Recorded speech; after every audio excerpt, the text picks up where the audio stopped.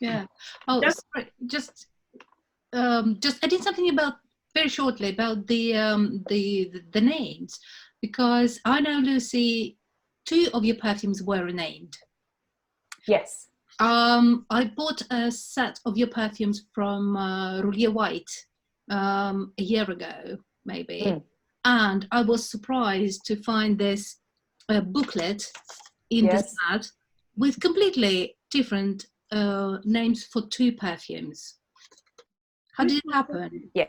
Like Deuxième de Paris, what's that? Yeah, Cinquième de Paris.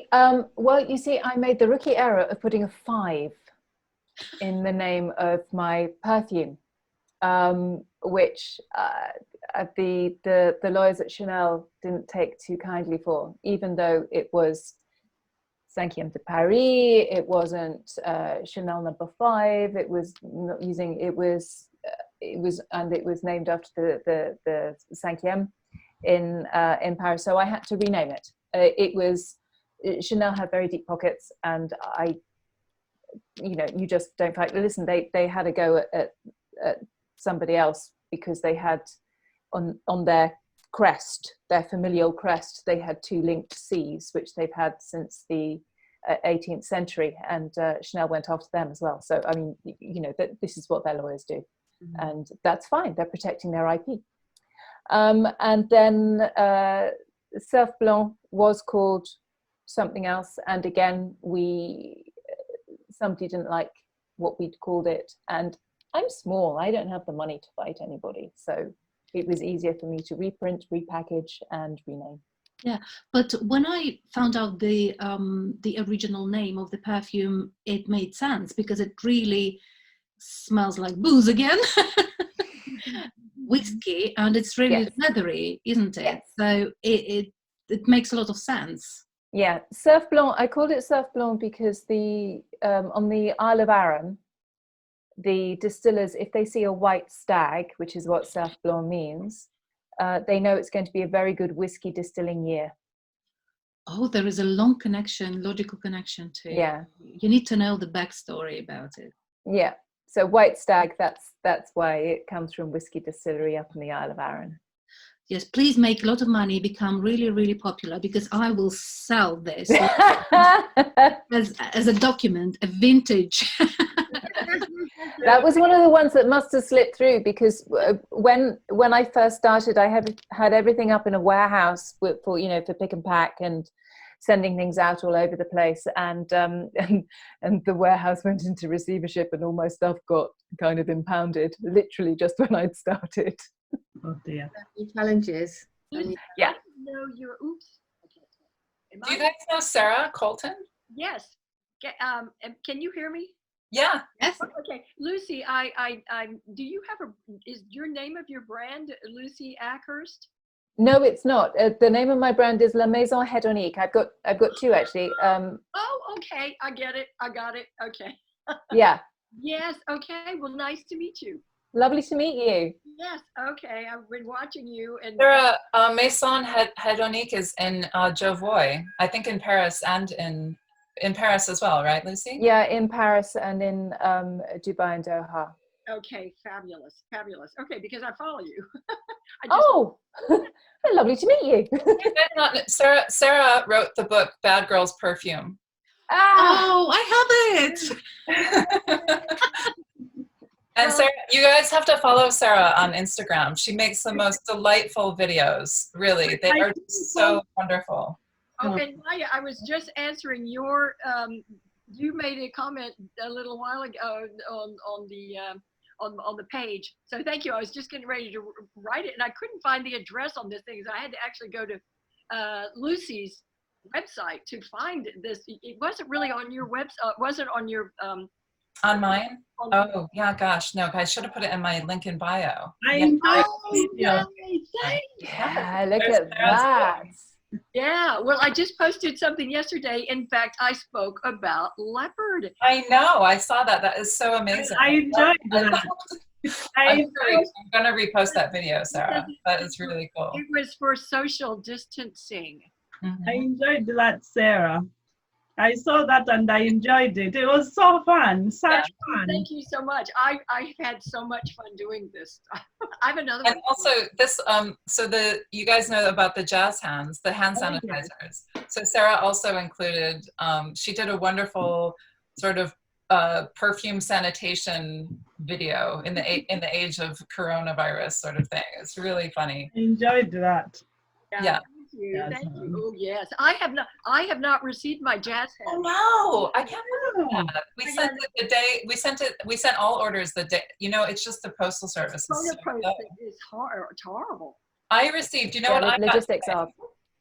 I got these wonderful soaps today in the post from January Scent Project. Oh, no. Wow. He sent them. Do you guys know about January Scent Project? No. Yeah. No. John Beeble, he's a perfumer who's also a reviewer at For Fragrantica. And so he sent these about 5 weeks ago, and I just received them yesterday. So. Oh, wow. No, I figure I'm just using plenty of this on my hands. So, and when I use a lot of this, people either come up real close or they stay far away. Yes. But they're doing that in Turkey at the moment. You know, whenever you go and buy anything, they are sprinkling cologne on your hands when you. At the market. Yes. Yeah. Nice. I saw that. Well, it makes sense. Yeah. Well, it's, you know, ethanol that we use in perfume is 96% alcohol, so it's well in the WHO guidelines. Well, that was pretty much the argument that I used for the video that I did. I just said that perfume lovers were the safest people on the planet. Absolutely. Well, great. Well, look at you know, I'd love for you to see it. It's all, it was on my Instagram. There's a link to my you know, whatever website. Yeah. Sarah Colton. Well. Perfect. Yeah. Oh, I'm so glad to meet you. It's lovely to meet you. Lovely to meet you. And Olga, do you have a brand? What are you besides somebody who loves alcohol? I will remain in the history as a person who loves booze. No zdrowie. All right. How do you know SarahBaker? Actually, I met Maya. I want to say, is it Maya or Mia? I know. I just want to make it Mia. Okay. So I met Mia actually at Jovoy at Mr. Cologne's meetup. So I think I was late. So I think that's why I haven't met, because I think you guys maybe were there, but we were there. Yes, we were. Maybe they had just left, or it was at the end of the day. Maybe when everyone was just leaving. Yeah. But then Mia and Sultan and Mr. Cologne and Timberly as well, Mr. Cologne's partner, we all went out to have a bite to eat afterwards. So that's how we got to know each other. Yeah. I met Mia at that first Jovoy opening. Didn't I meet really? you there? Were you there, Mia? Were you at the first Jovoy opening in London? I don't know. I think not. You may have been at the first birthday. You came to the first birthday, didn't you? Yeah, it must have been the birthday. I'm not sure. I don't remember. I've been there so many times. She's too busy. She's too busy. I've been there so many times when there's events going on. I can't remember, to be honest. But I know we had met at Jovoy, yeah. That girl that comments on your videos on YouTube, Fab Trains by Mia. Yeah, I really appreciate it. Yeah, I enjoy the videos. Well, my daughter, after seeing yours, you know, on the street with, you know, the fragrance, she said to me, I think, Mommy, we should do that. It looks so much fun. You see, I can play the other girl. Oh, great. Yeah, let's do it. But come on over. Yeah, no, we are social distancing. You know, it's so much fun to be bad. Your children are so wonderful. I just love that unboxing. I actually screen recorded a little bit of it, and I'm going to post that online as well, Mia. Oh, thank you. Your children. They're watching. Oh, your little mini me downstairs. I want them. So nice to see you, your children. They're so sweet. I said to them that they have to stay with Daddy downstairs. No disturbing. So as I was saying, so I know, like I said, Lucy, you just had your new house released. So, and like I said, I love double shot because I do love a bit of sweetness to fragrances, which I think is, again, the reason why I love Django Jezebel so much. It's nice, sweet, and that bubblegum. And I've said this before, it takes me to the time when I was young. I love that. And we used to have these bubblegums which smelled like that. And they were ginormous pink ones. If I can find them, maybe I'll try and get them just to smell them again and see how I feel. Anyway, so someone was just asking, do you see gender in fragrances? And this is the question from Mr. Cologne 76 on Instagram. So he's asked the question. I did ask him if he meant the question for Sarah or for Lucy, but I think seeing as we have you both, you may both give us an answer what you think in relation to gender in fragrances. No, I'm all for equal opportunities. I don't know about you, Sarah, but I don't do pink or blue in my fragrances. It's whatever anyone wants to wear. I think a woman wearing a leather is fabulous. I think someone who is non-binary wearing whatever they want is amazing. And I think a man wearing a floral is just one of the sexiest things on the planet. So lovely. But I do think there is gender in fragrance. So for instance, when you say like that a man wearing a floral is wonderful, that's implying that a floral is feminine. Or no, that's implying that he can wear whatever he wants. You know, I mean, he can wear a leather. It doesn't matter. It's whatever you feel like on that day. It's just what your reality is in that moment, I think. Well, I didn't mean that you said that like I just mean that florals are socially known to be more female notes, whereas leathers are more leathers or fougères and aqua fragrances, colognes, those sorts of things are kind of more socially known to be masculine. So you can definitely smell something like a sweet fruity floral and think that's feminine. Whether it smells good on a man or whether a man chooses to wear it is aside from the point. But I do think that fragrance notes have been socially derived to, maybe because of the cosmetics industry, like, you know, cosmetics and lipsticks use rose and violet, and they have done, you know, since I think the 30s or 40s. But then before that, rose and violet were, in like the 18th century, rose and violet was actually kind of more of a masculine smelling fragrance. So it was to do with what was kind of given socially. So I think as I say, I agree with you that's absolutely fluid. And do I see gender in fragrance? No, I don't. Yeah, do you know, from my perspective, like coming from the East, Middle East, you know, growing up, you know, my brother has an amazing Akhurst collection, and they're all floral. Majority of them are floral, and he wears them with pride. And so we've always grown up thinking it's for everyone. You know, there's never been that mindset that is male or female. You know, when I went to Medina in Saudi Arabia, there was an amazing Akhurst fragrance store. I walked in, and there were just literally just ingredients. There was no gender association. Men wear rose a lot in the East. Yeah. So I've never grown up thinking that way. But I find being in the West, and I'm a fusion of both.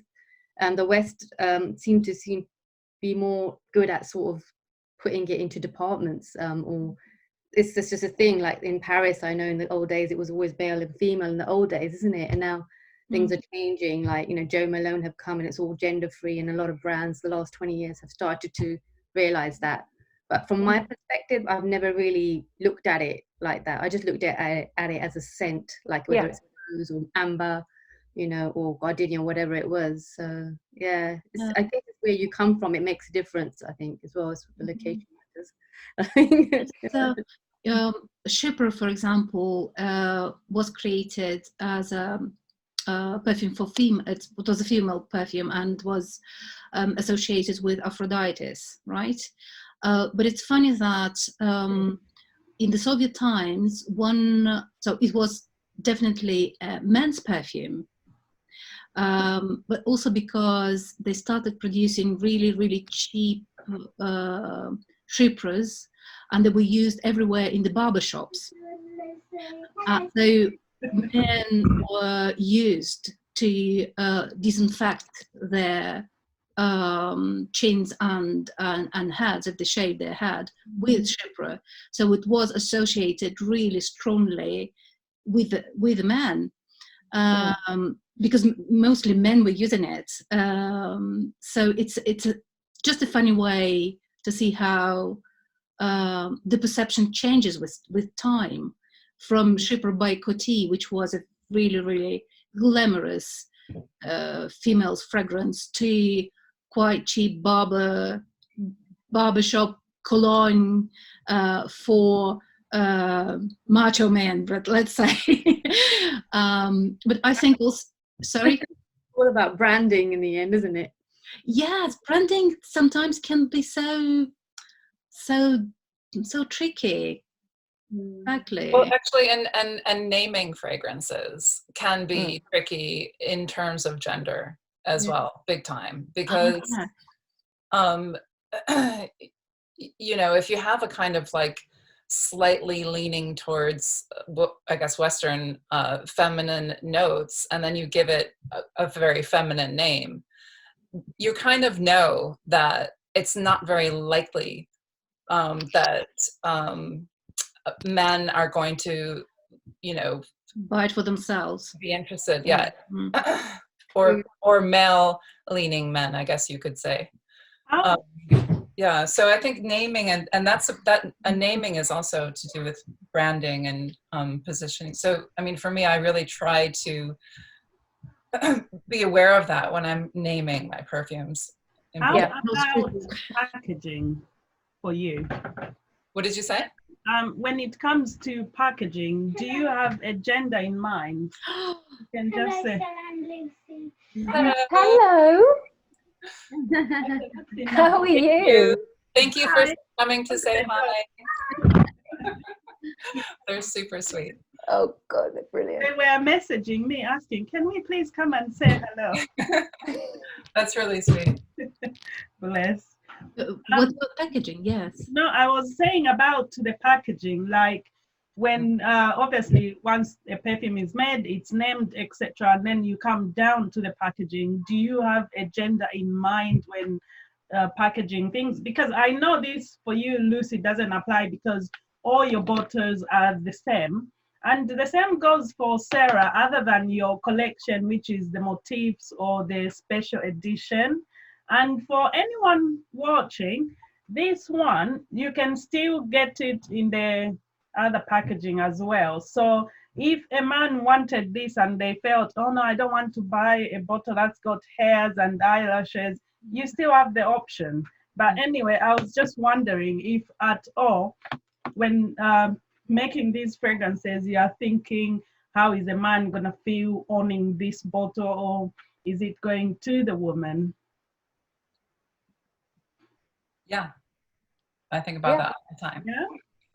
Yeah. I think the bottles go very well with both ways. Sarah, I really do. I think, and Sarah designed her bottles. They're amazing. Thank you. I love this, the sun. What to trying your fragrances, Sarah? I've never had the pleasure of trying them. Whereabouts can one explore your range and when things open up? We are still shipping in the UK, so and actually in the US. So you can go to sarahbakerperfumes.com. Okay. And then, but we also now are stocked at Lucky Scent, which is really exciting for us. So we have, I think they ship worldwide as well, which is really great. And they have our full collection. They have the hand sanitizers, and they have the And they have the full-size bottles. They have everything except for the sort of more artistic designs. Like they don't have the limited edition Jungle Jezebel or the original motif designs.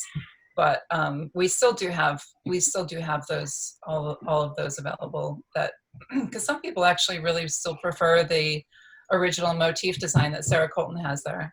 That's a leopard. This is the leopard. It is so cool. So it's covered in. As Olga said, I'm holding on to this bottle quite specially. So if she gets so massive, I will have one. I will have one. She's majestically like a queen. Look at that. So Sarah, everything's in the US, the warehousing, the head, everything's being shipped from the US. Is that correct? Or? No, everything is manufactured in the UK. All right, okay. And yeah, so here in London, in East London, with my husband, and I in my studio, out of my studio here. So, well, our studio, which is an artist studio that is also kind of doubling up as a perfume manufacturing house. And so that's what, at the moment, that's what we're doing. And so I ship big boxes of these perfumes over to a person in the US. So people who buy from sarahbakerperfumes.com in the US, they get shipped locally. Right. Just to avoid international, shipping perfume is complicated and expensive. It is. Yeah. And for delivery, and this goes to both Sarah and Lucy, are you delivering worldwide, or are there some restrictions to what regions of the world you can't deliver? I don't know if Sarah has this, but yeah, there are restrictions. Perfume counts as a dangerous good. So it is a nightmare to ship. I am very fortunate that I have a very good relationship with DHL, who are fabulous. They were the only people who would take me on as a startup. Everybody else said, you need to guarantee us that you are going to be sending X number of shipments a month. And I just went, I can't do that because I don't know how these are going to sell. Exactly. And DHL were the only people who said to me, well, the only way you're going to get to X number of shipments a month is if somebody starts shipping them. So we'll help you. And so they've been superb. You are able to ship worldwide? Not everywhere. Oh, okay. Because not everywhere will accept dangerous goods. Not all countries will accept dangerous goods by air. So most places I can get to. I can even get to Afghanistan, should somebody want to buy from Afghanistan. But shipping to Australia, an alcoholic perfume, my non-alcoholic brand, can go pretty much everywhere. But shipping to Australia, I can't ship to Oz, which is killing my sister-in-law because she really wants some perfume. But they won't accept dangerous goods, alcohol on a DHL. So if anybody goes there, please contact Lucy and take her perfumes and bring them to your sister-in-law.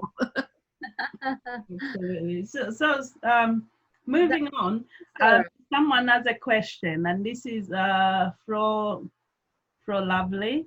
And this is a question to Sarah, but I think you've already answered this one. But anyway, she's asking, what was the hardest challenge in creating Jungle Jezebel? So you've already spoken about this, but...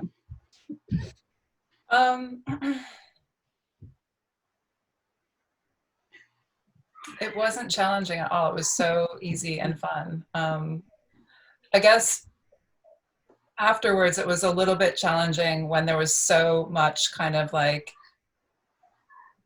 I see somebody sneaking into your room. So sorry, distracted. No, afterwards when there was so much controversy over that bottle, I read some very nasty comments about the bottle and the juice. Really? Oh yeah, the bottle especially, because I designed the bottle, so that was why it was kind of like it hurt a bit more. And I wanted to do good by Miguel, like, as well. And I think I felt like a responsibility that it was his first perfume, and he had a kind of a high profile-ish because of Fragrantica. So anyway, the perfume community knew who he was. So I wanted it to go well. And I was just kind of like creating a portrait of Divine, because when we came up with the name Jungle Jezebel, which is a song by Divine, and it really suited the fragrance notes. And I realized that especially, I needed a bottle. I was in the transition between, before I had those orange caps. So I wasn't there yet. So I knew I needed to just kind of tweak, to like, I could have put a sticker on the bottle and just used a standard cap and called it Jungle Jezebel. But I guess because I'm an artist, I wanted to make a portrait. I decided that, how come nobody's ever put eyelashes on a bottle before? They put it on the car, and they haven't put it on the perfume bottle.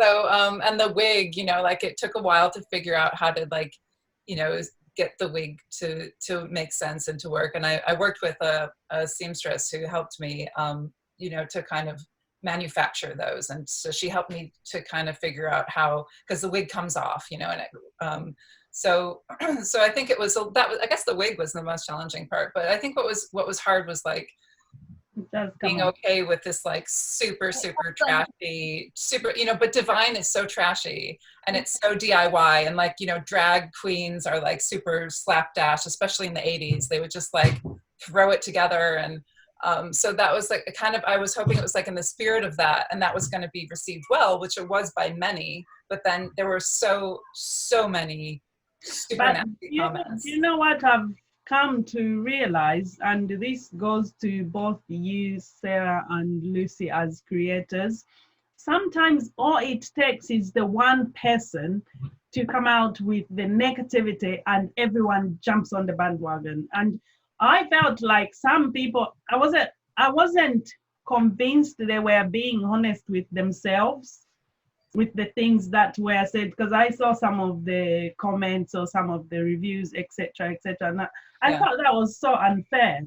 And like I've always said, if I didn't like something, I would rather not even just talk about it, because if someone is taking the time to sit down to create something, who are you to turn around and say, oh, that is so nice, that's vile, etc. I wouldn't do that. Personally, I wouldn't. So I don't do that, but I think that perfume as well is incredibly subjective, and you bring your own history to it. Yeah. And okay, it's an uncompromising look for a bottle, but so what? It's fun. Exactly. And like, I love it. It's that thing that we all have this thing. I think especially as women, and especially as artists, and you are a true artist, Sarah, and you get this thing where you will hear the hundreds and hundreds and hundreds, thousands of good comments, but the one negative one is the one that kind of nibbles away at the back of your head, and you can't get rid of. Yeah, the one that there is that one, and I can tell you what it is. I don't think I'll ever forget it. It's kind of funny. Go on. Oh God! It said, there's a DIY. It's a craft store in America called Michael's, and so one of the comments was, "Give me $5 and I could go to Michael's and make a bottle like that." That was the one that was like, and I actually replied to that comment, and I was like, I would love to see that. Actually, I would love nothing more than to see you for $5 recreate this. I'd love to see it. I'd love to see a replication of it. I think it'd be great. A knockoff. Let's bring it on. You must never listen to people. I'm going to have to leave. I'm really sorry, ladies. Really nice to see you, Sarah. Lovely to see you. Lovely to meet you, Sarah. Lovely. Maybe this is the time to speak about trends for spring and summer. So what of your perfumes you would recommend to wear in this period? Because I know that you ship and everybody can buy your perfumes online. You use couriers, so it's not the post office. Sorry, post office, but you're really, really, really slow this time. We know that you are overloaded with requests and parcels, but anyway, the courier is really, really fast. So your perfumes are available. And Lucy, what fragrances of yours would you recommend for spring and summer? The ones that I did with Lady Carnarvon, I think are lovely and light and bright. Lorato is really sort of sparkly, and that I think has a very summery feel. 1793, which is the one that Olga loves, is a very fresh, very spring-like. It's very Mia's got that one too. I've forgotten about that. And that's a very, again, very light, very soft. It's not overpowering, and I think it's perfect for when the weather starts to get a little bit warmer, and you know, you don't necessarily want something heavy during the day, but it has a nice musk on it, so it does last quite a nice long time too. It's quite green as well, like lovely green. Imagine being on the beach and there's that seaweed, the greenness. That's what I get from it. They're lovely. Yeah, it's got that nice sort of vegetal, that sort of green, because I wanted to do the whole rose, not just the nice kind of the pretty petals. I wanted you to have the stem, and I wanted you to have the earth that it was growing in as well. Lovely. Really. And Sarah, what about you? I wonder, Lucy, I would love to try your fragrances, and I was wondering if you would be willing to do a sample swap. Oh, hell yeah. Yeah? That would be of course. Okay, let's DM afterwards. Let's swap addresses. So for me, I think I've got two in mind that I'd like to plug. Atlant. You took my word. Atlant is like, it's for now. It's for spring. It's super sea. It's like a real interpretation of sea, as opposed to my second one, which is Greek Keys. Yes. These are interesting. But they're both sea fragrances. Greek Keys is like a luxurious yacht ride. You know, you're being served cocktails on the deck, and there's like sexy people in bikinis, and you're overlooking the clear blue water of the Mediterranean. It has that kind of luxury fantasy vibe, whereas Atlant is like real seaweed, loads of ambergris, lily of the valley, pink pepper, yuzu, but it has this kind of like, you've just gone for a swim in the sea and now you're on the beach. Very fresh. Drying on the kind of rocks. It has a kind of gritty sandiness to it. That is good for now, I think. Mm-hmm. I think Greek Keys is better when it's a bit hotter, personally, but I know people who like to wear Greek Keys and Atlant year round, day or night, but I'm more of a seasonal, I like seasonal and mood fragrances. I really like to kind of match seasons, moods. Those, you know, for me, it's like a wardrobe. You know, you don't wear you don't wear a fur coat in the summer, you know, so it has that kind of I think that's what is so great about having so many different kinds of perfumes, and having you know, it's kind of, we've gone away from what I think maybe 10-20 years ago everybody was looking for their signature fragrance, and maybe you still do have. I love you for saying that. I love you for saying that. I think people should just chop and change. I think they should do what you know, as I was saying before, just be their truth in that moment. Can I give someone something for actually this moment, which we're all going through at the moment, which is lockdown, you know, self-isolation. And I would say the one of my fragrances that I would give you for self-isolation would be Quiet Trees from the Naikii line, because it was designed to give you the same feeling as going for a forest bathe, Shinrin-yoku, that they do in Japan. And I'm just spraying it. And it should be a very sort of centering, calming, and it uses a lot of the same oils and resins that you would get were you to walk in a forest. Wow. That's what we miss. I suppose you do not miss walking in the forest because you live in it, Lucy. Yeah, no, I'm terribly fortunate where I live. Being on a private estate, I am able to walk through the estate and not see a soul, which is amazing. And I'm very lucky, and my dogs are delirious because they've got us around all the time. So the dogs and the cats think all Christmases and birthdays have come at once. Can I ask you both if lockdown helps your creativity, or it's just the stress and the anguish doesn't, the worry doesn't, just blocks your creativity? No, I think one of the things that I've been enjoying has been talking to my friends who've got children, and them saying the children are bored, so they're being creative. You know, they're making dens, they're making houses out of cardboard boxes, or they're playing with pieces of string, and they're creating. And I think there's a huge amount of creativity that can come from a lack of outside stimuli. I don't know if you agree, Sarah. Well, I have a 5-year-old, and what I am finding challenging is like, I've decided to I didn't have to do this because he's only 5 and he's starting year 1 next year, and it's kind of, it doesn't matter if he can read or not really, but I have decided that he ought to learn how to read. So might as well do some maths too. Might as well, my husband's like getting into science and not, so we're kind of like, we've become teachers. Oh, a tricky question.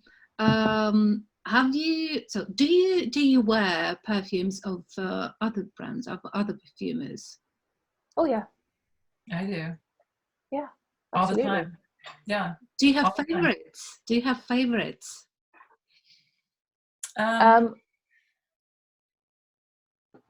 It depends. I love Nick Stewart's stuff. Yeah.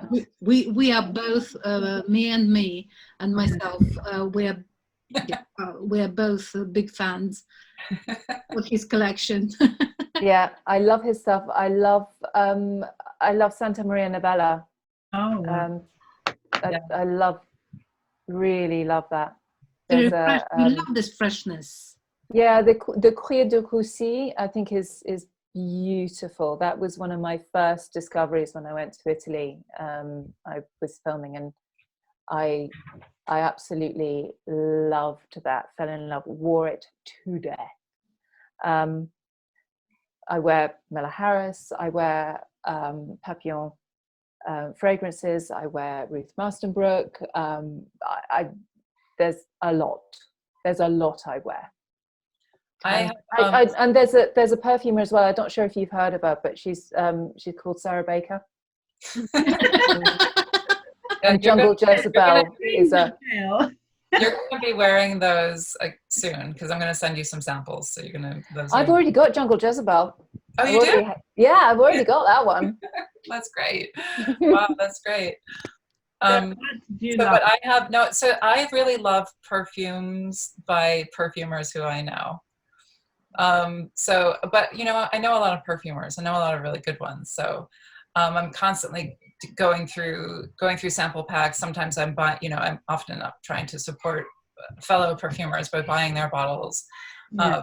But lately, most of the perfumes that I wear and that I am kind of purchasing are those of people who I know. So at the moment, I'm testing Boudeau. Do you guys know Amanda? Yes. Mm-hmm. Yeah. So she gave me a pack of samples to give to somebody, and at Excellence, but we're not at Excellence. So I opened the pack, just going through it, because I have a pack of Amanda's, but I left them in the studio. Most of my perfumes are at the studio. Thank you, Olga. There you go. Yeah. So, yeah, no, her stuff's wonderful. Wonderful. And I also am testing some January scent projects, and I'm testing I have a lot of Sultan Pasha Attars as well that I go through. That one of them I'm just wearing to bed every night. I find myself wearing it to sleep every night because it's just so comforting. I have loads of Sarah McCartney 4,160 Tuesdays at my house at the moment, so I'm going through those as well. And I have Francesca Bianchi's sample pack that I'm going through as well. So I'm constantly, you know, and I've got some Miguel's, some of Miguel's. His Scent of Veil was a recent purchase of mine, Scent of Veil 3, which is like such a bizarre, I think he's got some left. I would recommend it. Yeah, the film fragrances, yes. Wow. It's really fun. So do you guys know about his Scent of Veil project? No, I don't know about that. So they're basically, it's like it's the stuff that it's the reject pile from his, you know, so it's totally not IFRA compliant. He doesn't even know what's in there. But all together. You have to test it and, you know, see if you're gonna, I don't know if he does samples, but I test it on my skin is what I mean by that. Yeah. But I don't have an allergic reaction, because I have had allergic reactions from some of Miguel's samples that he sent me. So that's how I know that, you know, if it's safe. It's because, as you mentioned before, like I'm not breastfeeding, I'm not pregnant. So, well, you know, I'm sure there are some risks of wearing certain things. I think, you know, every once in a while I'll smoke a cigarette. So, you know, it's sort of like, well, if we're all adults kind of amazing, it's, you know, What did you say? I said we're all adults. We all make informed choices. So. Right, exactly. So you just have, as long as you're not actually having like a itchy reaction, and if you're not an at-risk person or breastfeeding or pregnant, you know, which I'm none of the above. So I can wear Scent of Veil 3 without worrying too much about it, and it's fun. It's like a really weird pineapple-y, like floral that every time I smell it, it's kind of something new. It's like being at a fun fair. It's really interesting. Wow. I haven't smelled it, but I know it's out. So, yeah. Before we wrap up, a question for you both. Sarah, what is your favorite from your babies? I know it's not easy. If you can, which one is your favorite? And as well, which one is the best seller from your house? So that's like constantly changing, by the way. Oh. It's always not the seller, but I meant my favorite of the brand is always. There are some times where I think, I really don't like this one at all, and then a half a year later, it'll be my favorite again. So I have it's like I guess maybe I'm moody. I notice depending on the cycle of my menstrual cycle, it does depend. You know, it changes day to day what I like. Yeah. At the moment, I love leopard again. There you go. Okay. I didn't like it very much about a year ago. I was like, I don't know, maybe I just don't like the spicy. Maybe I don't. Maybe it's because of the rose. Like I couldn't work out like what it was, or maybe I was just kind of had too much of it. That's one of the first perfumes that I had. So, but now I'm really liking it. I really love it right now. So I'd say that's actually probably my favorite at the moment. Okay. And my best seller is probably Charade and Greek Key. Oh, wow. Yeah. Oh, wow. That's nice. Lucy, what about you? I'm like Sarah in that my favorite changes. It's a bit like which child is being good today. So at the moment I'm finding myself wearing a lot of Lorato, and I think that might be because it has a lot of the seaside about it, and it has a lot of kind of ozone and fresh and open, and so that might be why I'm doing that. So I'm alternating between that and Quiet Trees, and they're both quite light and fresh. So I'm going for those a lot at the moment. And bestsellers, I've got two, and they're both incredibly different. They're oh my goodness, my husband's just come in, and he's actually just made madeleines. These wonderful madeleines. Yeah. Can I have one? Oh, thank you. Literally, these have just been baked. Oh, wow. Is that a Proustian? It's a Proustian signifier, I think. Yeah, absolutely. And and so the two perfumes that are the best sellers, 1793 has proved incredibly popular since it was done. In Sailly, actually, Jevois sold out of their first batch, I think, in 3 weeks. Wow. So that went really, really well. But the steadiest bestseller of them all is at the total opposite end of the spectrum, and that's Surf Blanc, which is the really heavy leather whiskey one. Oh, wow. Is it the one that Kate Moss is wearing? Yes. Sauv Blanc, yeah. Yeah. Wow. Do you think Kate Moss wearing that had something to do with it being a bestseller?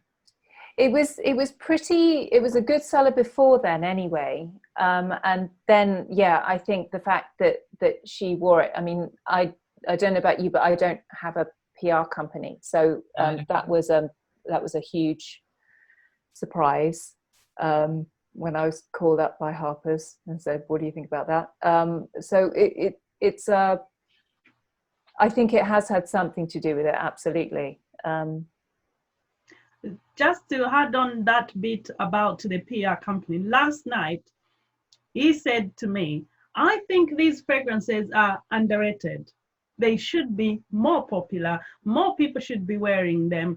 We should be seeing them a lot more than we do. That's what he said to me. So I said to him, it's different because they don't have massive campaigns behind them to promote them to be on every billboard when you walk out of the house.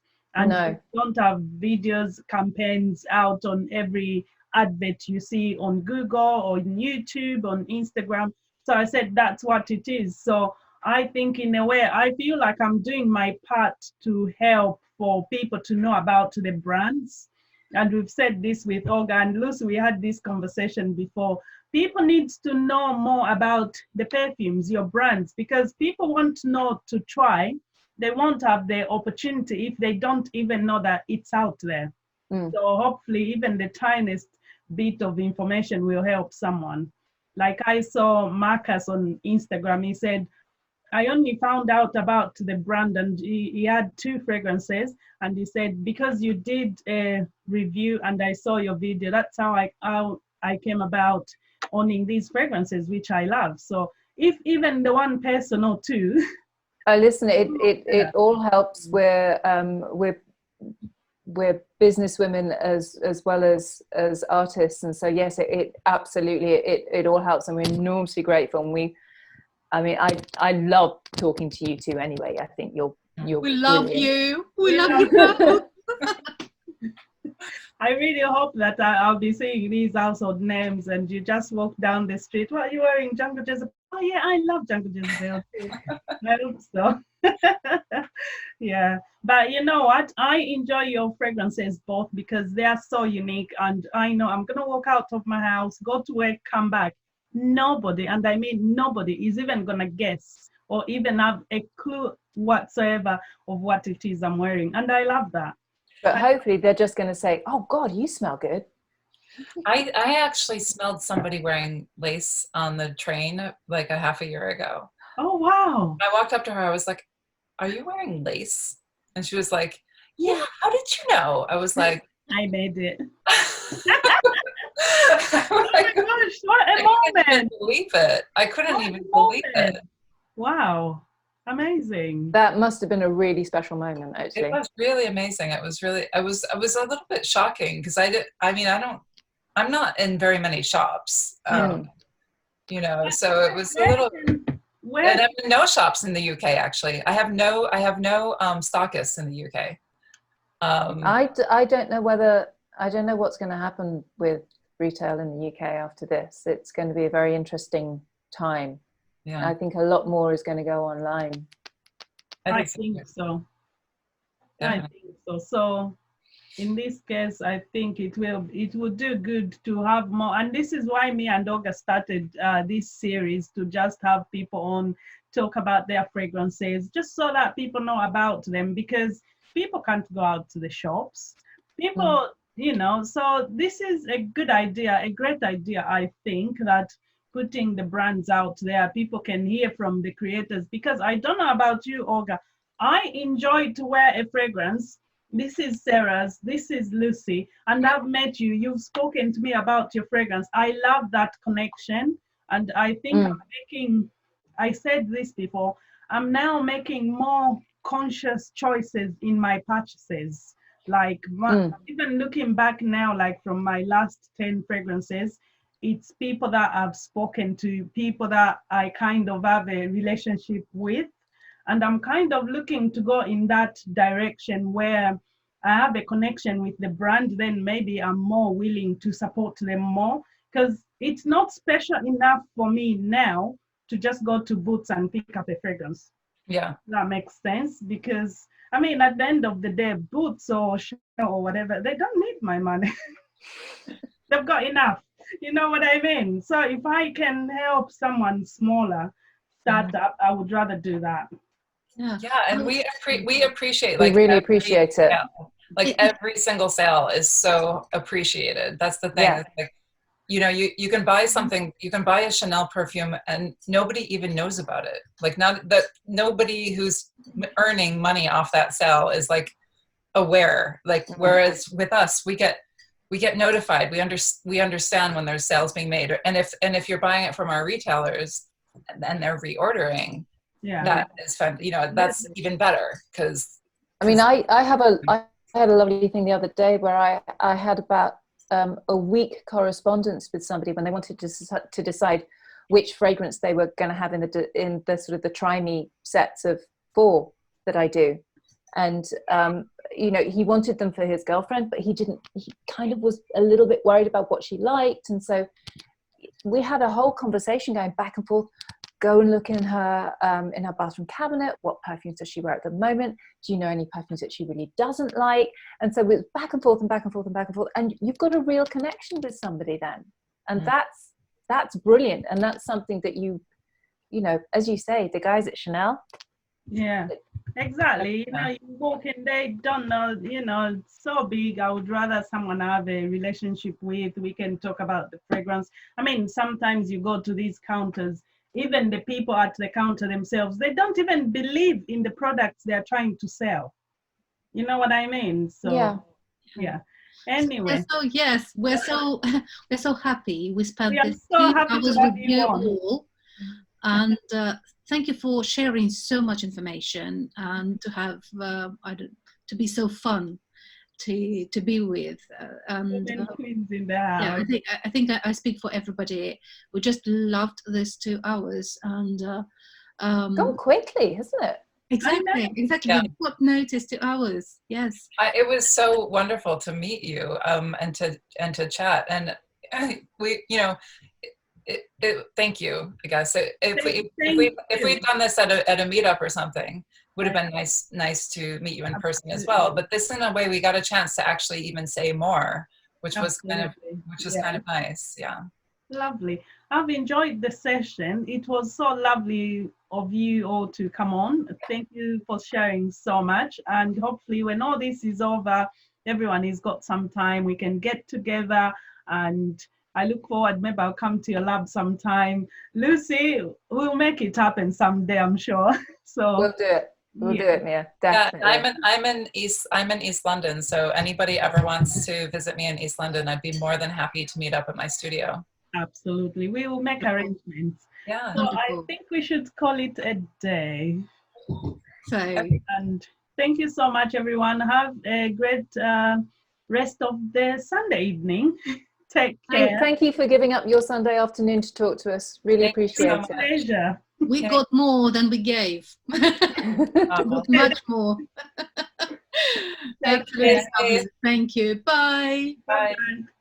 Bye.